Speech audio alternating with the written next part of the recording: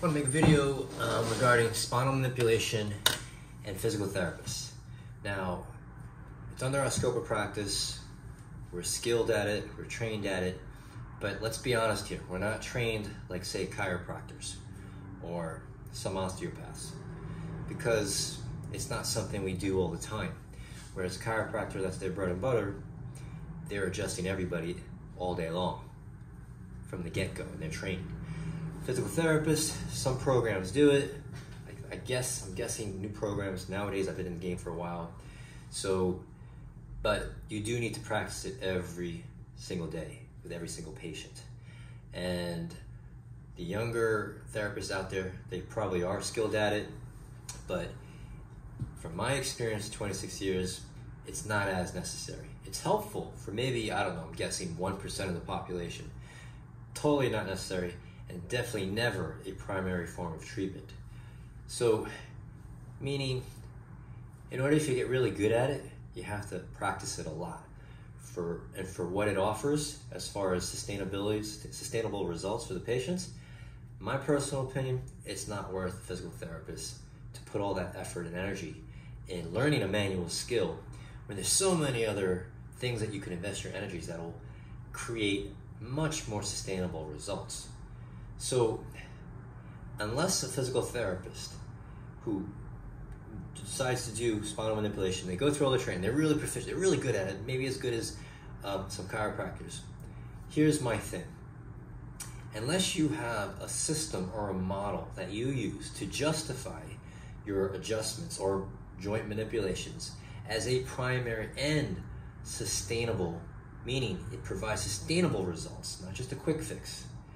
That's a model that's specific to justify that specific manipulation. That's cool. You're awesome.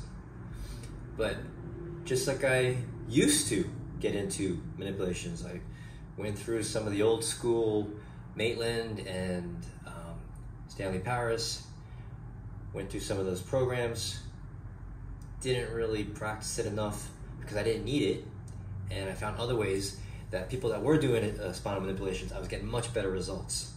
So, for example, for any given manual technique or any given spinal or joint manipulation technique, there is an exercise you could teach that patient to do on their own that will get, and I'll guarantee it all the time, more sustainable results and just overall better outcomes than the adjustment or manipulation. Now those are good. They may have the person feel better, but let's be honest. Is it really sustainable, and did you really educate a nervous system, and did it really affect a way a person moves and their awareness and follow up with neuromuscular re-education and adaptations? Don't really know, don't really care. So I'm bringing this up because I saw a patient of mine, a client, who I hadn't seen in a month or so because she was doing better, went back into training, and then her doctor, sports medicine doctor, told her, because she's having some right low back pain, go see a physical therapist that they refer, that they know. Long story short, this therapist gave a spinal manipulation and her symptoms got worse. And it got worse because the manipulation was getting rid of a protective strategy that the nervous system came up with to protect what I find was most likely a sprain, an injury of a ligament, the iliolumbar ligament. So what do you think an adjustment of something that has a perceived compression, if there's such a thing, of the right sacroiliac joint, it's gonna make it worse. It's gonna create more perceived threat of an instability. Nervous system is gonna create what I call a holding pattern, and it turns out that's exactly what happened. Her right distal quadratus lumborum muscle was engaged and did not want to let go because it had no good reason to, because it thought it was protecting the area. So that's just my little pet peeve. Just wanted to share with you. Be aware. It's cool that you could do spinal manipulations, and good for you. If you're like a high school jock, great. If you feel better, you're helping others and not complaining.